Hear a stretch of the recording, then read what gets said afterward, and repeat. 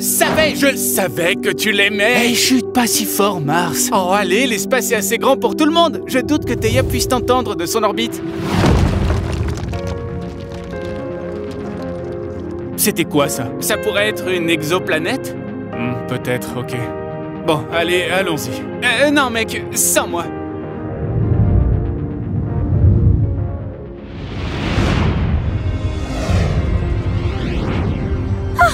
Ils ne t'ont pas entendu, ils ne t'ont pas entendu. Allez, détends-toi. C'est bon, calme-toi. Ok, tout va bien. Salut. Proto! Est-ce que ton hobby, c'est de me faire peur ou quoi? Mars et moi avons entendu quelque chose bouger près de la ceinture d'astéroïdes. Je suppose que c'était... Non, ce n'était pas moi. Je n'ai rien entendu. Parce que je cherche des astéroïdes pour mon projet de vie. Mais il n'y a personne d'autre dans la ceinture d'astéroïdes. Comment ça ne pourrait pas être toi? Je sais pas, non. Écoute, C'était quoi? Waouh, tu plaisantais vraiment pas, il y a vraiment quelqu'un d'autre ici. Qui que vous soyez, révélez-vous. Désolé, je voulais pas vous faire peur vraiment. Une autre planète rocheuse? Une planète... quoi? Attends, comment est-ce qu'on peut être sûr qu'il soit bien une planète rocheuse? Bonne remarque. Et toi, tu as une surface solide? Je crois. Es-tu principalement composé de pierre et de métal? Ouais, des pierres et du métal. Et ta structure alors? J'ai un noyau, et un manteau, et aussi une croûte. Il coche toutes les cases. Quel est ton nom? CRS. Et tu vis ici, comme ça, tout seul? Oui. Comment? Je veux dire, ce n'est pas un endroit où vivre sur une planète. C'est extrêmement dangereux et... Seulement si tu ne comprends pas cet endroit. Comprendre quoi? L'entropie. Quel que soit le système qui régit notre univers, il disperse toujours tout. Qu'il s'agisse d'énergie ou de chaleur, tout tend vers le hasard, la séparation, le désordre. C'est ça, l'entropie.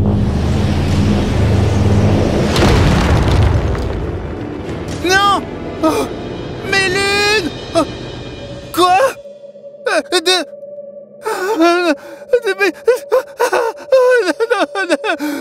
Est-ce que... c'est de ma faute? C'est ma gravité qui a fait tout ça? Au cours de millions d'années, les corps célestes sont entrés en collision les uns avec les autres, se brisant en parties plus petites. C'est l'une des raisons pour lesquelles la ceinture d'astéroïdes est dépourvue de grandes planètes. Elle n'est qu'un vaste amas de roches et de poussière, dispersées au hasard. Tout ce que nous voyons autour de nous est notre univers en un mot. Mais ça ne peut pas être vrai. Ça ne peut pas être tout. Peut-être que plus tard, les Vont choses... changer? Oui, mais seulement vers plus de désordre, vers plus de chaos. La matière mourra. Notre univers sera infesté de trous noirs et puis, un jour, tout redeviendra néant. Plus de temps, plus d'espace, plus rien. Alors, ça revient à dire que tout est inutile? Oui, tout est complètement inutile. Theia!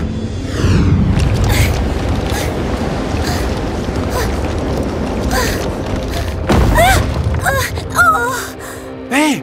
Qu'est-ce que c'était ça? Est-ce que tu vas bien? Je vais bien. J'ai juste besoin d'un moment. D'accord, bon, je serai là si jamais tu as Il a besoin. tort. Cérès a tort. Je ne crois pas. J'ai aussi remarqué certaines choses dont il parle.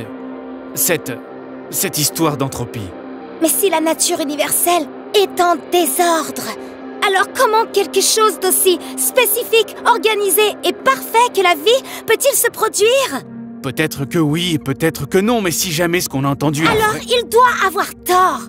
Nous avons les bonnes conditions. Nous avons le soleil, nous avons de l'eau, nous avons... Oh, Theia, tu peux arrêter ça? Pourquoi est-ce que tu tiens tant à ce que tout ça fonctionne? Pourquoi? Pourquoi tu demandes? Oui, il y a bien une raison, quelque chose... Je le sens, Proto. La vie doit exister. Tu ne le sens pas? Tu ne vois pas que cet univers a été créé pour la vie? Il n'a pas été créé pour la vie, Théa. Nous avons les conditions idéales, oui, mais elles ne dureront pas. Tout ça ne représente qu'une toute petite fenêtre de temps dans l'infiniment long qui nous attend, d'accord? L'avenir, il est sombre, il est froid et il est aussi mort. Pourquoi tu veux tant la vie? Je vais te dire pourquoi. Alors dis-moi! Parce que l'obscurité ne peut pas gagner. L'obscurité? Mais qu'est-ce que tu racontes? Nous devons lutter contre le chaos. Même s'il enfreint toutes les règles du fonctionnement de l'univers, nous devons le combattre. Tout ne peut pas être destruction et le néant. Tout n'est pas noir.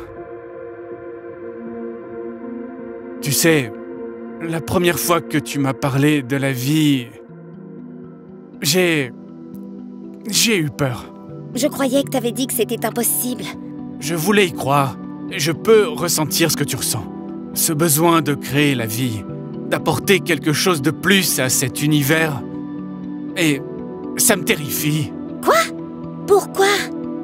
La responsabilité de tout ça, ne pas être à la hauteur, les décevoir, succomber au chaos. Un astéroïde, une éruption solaire, il y a tant de choses qui peuvent mal tourner dans cet univers si sombre. Proto... Mais il n'est pas aussi sombre que je ne le pensais. Tu... parles du soleil? Non. Je sais que tu m'aimes bien. C'est si évident que ça. Je t'ai entendu tout à l'heure. Oh. Et je ne veux pas que tu changes juste à cause de moi. C'est peut-être normal que tu sois plus joueur et énergique, et parfois impoli et négligent. Tu es comme une grosse boule d'entropie Et c'est pas tout ce que je suis, parce que je suis aussi organisé, passionné, et puis je suis un très bon chanteur. Tiens, écoute, là... Attends! Quoi? C'est peut-être la clé. La vie ne peut pas émerger en s'opposant à l'entropie, mais plutôt grâce à elle. L'entropie et le désordre? Oui, mais ces systèmes organisés émergent de ce désordre. Le soleil, par exemple, c'est en fait une espèce de grosse machine à entropie. Il rayonne tellement d'énergie, et ça dans tout le cosmos. Et pourtant, regarde-le. Ça doit être comme ça qu'est la vie. Une grosse boule de plasma? Non, un système organisé, né du hasard et du désordre, qui accroît l'entropie de l'univers. Du chaos naît l'ordre. Et de l'ordre, le chaos. Proto, est-ce que t'es avec moi? Tu sais bien que oui. Alors, dans ce cas, changeons l'univers.